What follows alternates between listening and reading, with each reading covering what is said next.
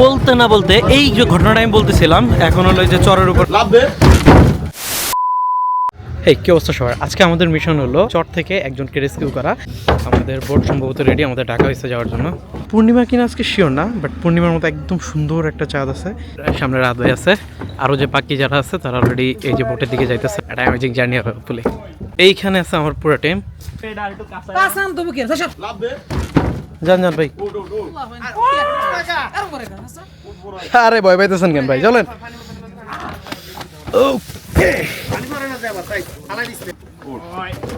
চলেন চলেন। আমাদের যাত্রা মোটামুটি শুরু। নুনু ভাই ফাইনাল মোমেন্টের প্রিপারেশন নিতেছে, যেখান থেকে আমাদের নৌকা শুরু করবে।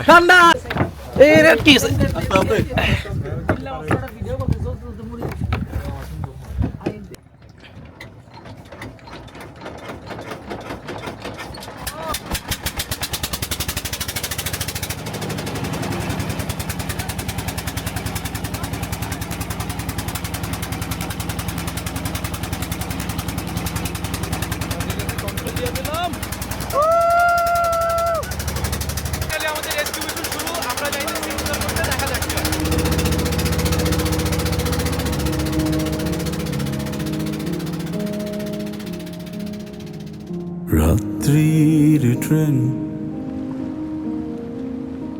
করুণ শঙ্খের মতো,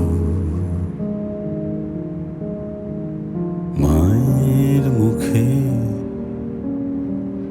প্রথম শোনা গান,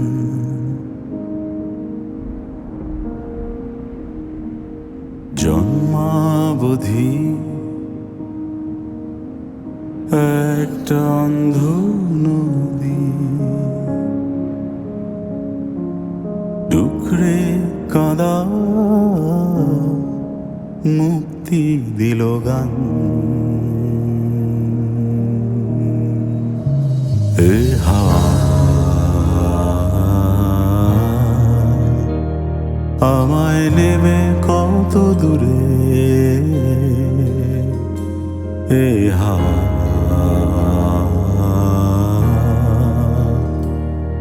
আমি এখানে, এ হাওয়া আমায় নেবে কত দূরে, এ হাওয়া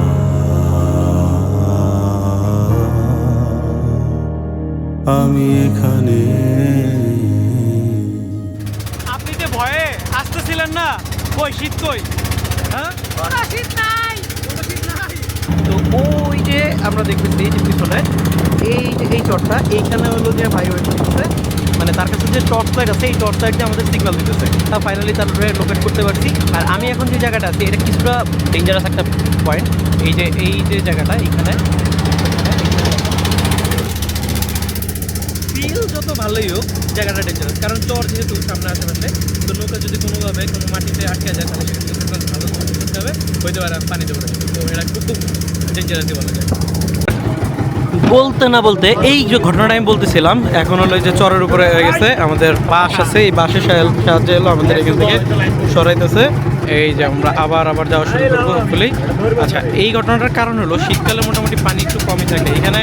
মনে হইতেছে যে পুরোটা পানি আর পানি, কিন্তু আসলে ডেপথ তো বেশি না। আর এই ডেপথ বেশি না হওয়ার কারণে আমরা আসলে মাত্র চর আটকে গেছিলাম। এই যে এখন আমরা আবার চলা শুরু করলাম।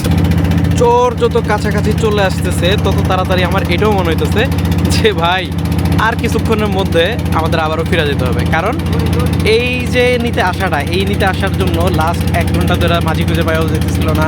ফাইনালি মাঝি খুঁজে বের করা হয়েছে, কারা কারা যাবে বা কি, এই সব কিছু যে প্রিপারেশনটা আসলে ভাই অ্যামেজিং অ্যান্ড সারা জীবন মনে রাখার মতো একটা মোমেন্ট।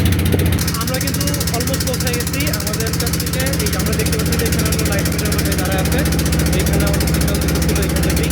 তো আরও দেখতে পাবো। এই সেই আমাদের টিম যাদের আমরা রেস্কিউ করার জন্য আমরা এখানে এতজন মানুষ এসেছি। এখানে আমরা যেটা দেখলাম যে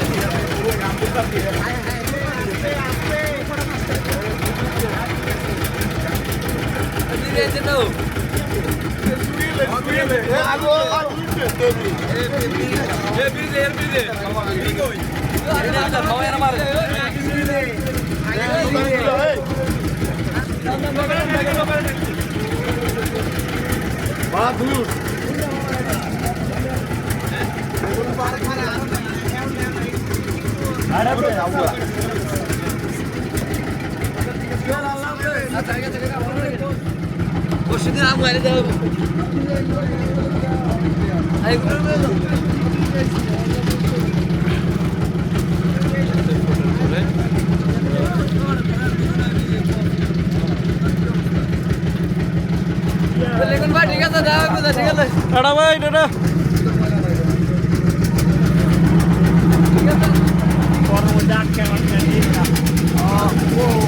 লিঙ্কন বাইরে দাওয়াত করলাম বিকেল উনি আসলো না।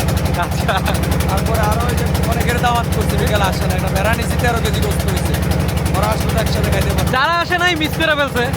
আপনারা না আটকেলে ভাই আমরা আসতে পারতাম না। Thank you. আল্লাহ ভরসা, আল্লাহ আনলে ভালো রাখতে পারবে। কাজ দেখছে সেই ভাই 2 ঘন্টা ঘুমাইতে পারতাম। গতকালকে সারা রাত এখানে ছিলেন? হ্যাঁ হ্যাঁ, সারা রাত এখানে ছিলাম। ওখানে একটা প্রজেক্ট আছে, ওখানে আমাদের পিকনিক আসছে আচ্ছা প্রায় 60 জনের, সবাইরে পাঠাই দিয়ে আমি আর আমার বড় ভাই সবুজ বাইরে রাখা দিচ্ছি। আচ্ছা আমরা ভালো এনজয় করলাম, রাত্রেটা সময় দিলাম চরে, ঘন্টা ভালোই কাটলাম। সিগারেট আছে 4 প্যাকেট চাষ সব। এই লোক বলতেছিল ঠান্ডা প্রচুর, মানে জ্যাকেট নিয়ে যাবো এই নিয়ে যাবো, এখন দেখেন চাদরটা কই, চাদরটা হাতে নিয়ে বয়ে রয়েছে।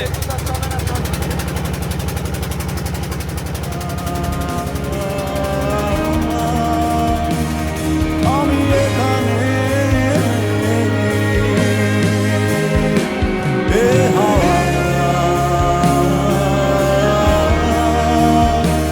আমায় নেবে কত দূরে এ হাওয়া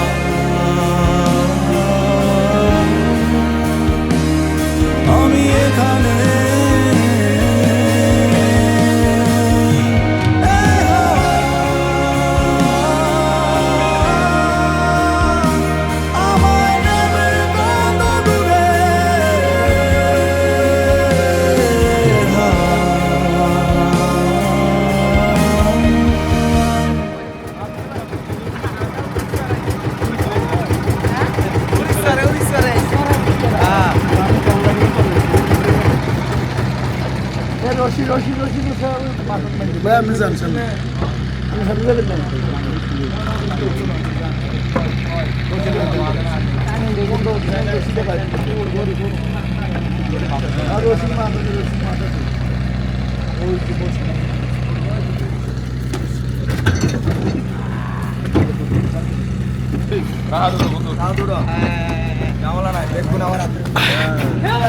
ঠিক আছে প্রণব,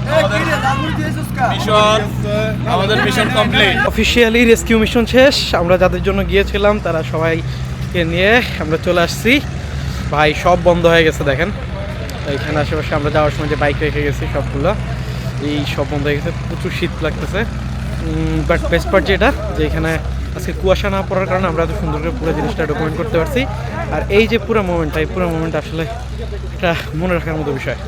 সো হোপফুলি আমরা আবার অন্য কোনো দিন অন্য কোনো অ্যাডভেঞ্চারে দেখা হচ্ছে সবাই একসাথে। সেই পর্যন্ত টাটা। আর একটা অ্যামেজিং ফ্যাক্ট, আমাদের বাইকের বাতি নাই, আমাদের পাইলট বাতি জ্বালাইতে পারতেছে না। সামনের যে বাইক আছে ওই বাইকের আলো দিয়ে চলতেছে। এই যে পাইলট তার স্কিল দেখা যাচ্ছে, আবার বন্ধ হয়ে গেছে।